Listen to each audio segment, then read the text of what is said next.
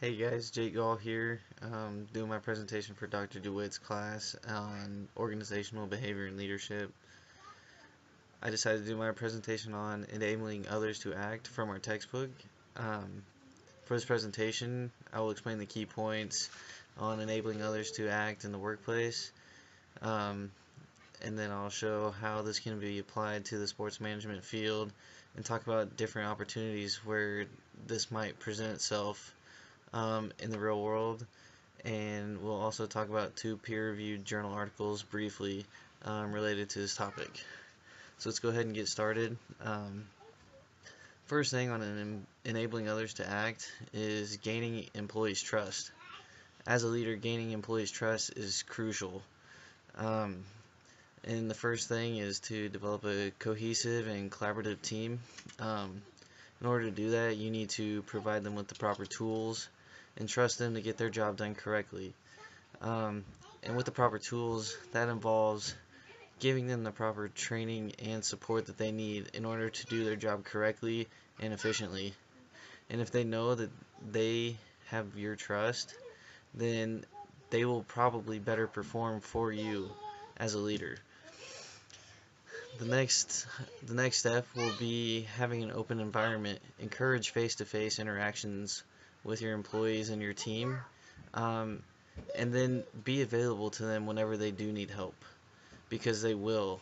And knowing that you're there for them will increase their trust and respect for you as well.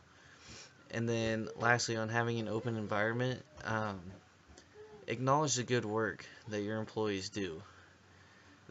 With this, it'll build confidence and a sense of pride for your employees, knowing that you notice the good work that they do.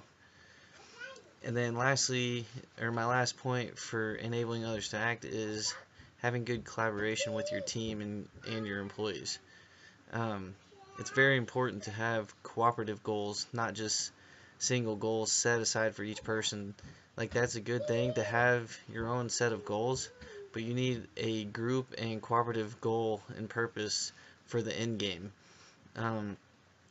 So it's important to determine your group needs, build your team around a common purpose and goals. One quote I found was, "Successful leadership cannot be done alone. It takes a team." And you see this wherever you go in the workplace. So now I'm going to talk about how this applies to sports management. Um, it can be found in athletic departments, colleges, sports businesses, almost wherever.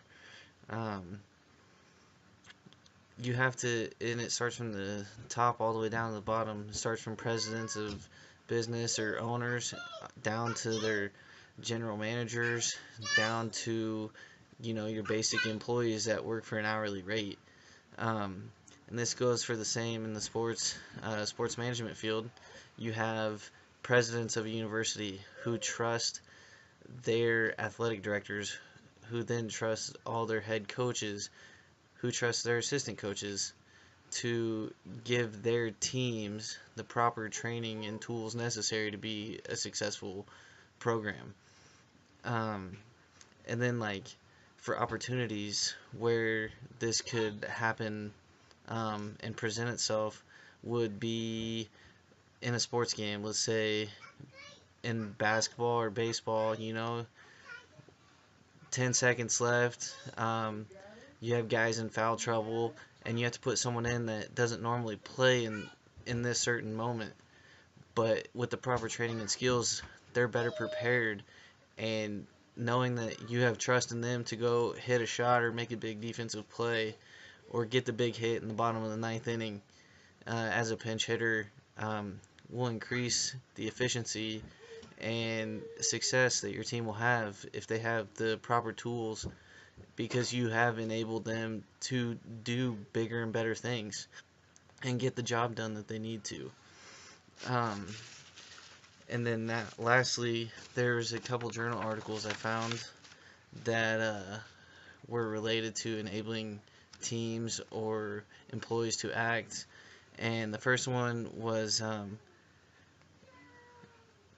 coaching teams, FFA.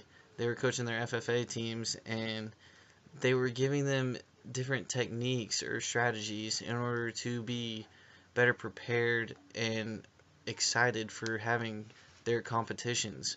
They would give them different forms of technology to better help them prepare for the specific event and create better motivation and performances um, in their FFA team.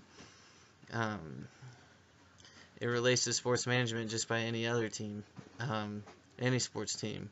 With the proper techniques and motivation, you'll get better efficiency, better effort coming from your team, and that's exactly what you want. Um, and another thing I read in this article is that competition can stimulate effort and increase performance. And that is so true nowadays that we don't see enough competition almost on a day-to-day basis, which has lowered effort and motivation to actually be efficient and be successful in the performance that we have. And then lastly, I found an article, it was actually a study done that evaluated what people and employees enjoyed more from their boss or leadership. And what I found in the study was that they wanted a transformational leader who created a positive environment, and that's exactly what we want. Especially as a leader, you want to create that positive environment with ground rules, but your team is provided with the proper tools and necessary training and support, that they know that you have the trust in them and you're being a transformational leader to your team or employees, and they'll notice that and perform at a higher efficiency rate, be more successful, and overall you guys will have a better success rate in the business or for your sports team. Um, in conclusion, I'll end with a quote here that I found from Lily Chang out of our book. And basically, she says that we need to have a WWW mindset, which stands for a we will win mindset, and not a I, me, myself mindset or the IMM.com mindset. And it makes a lot of sense because, like I stated earlier, we cannot, as leaders, do everything on ourselves, like by ourselves or on our own. It involves a team around you, built around you, and with this, you will be more successful. Thank you.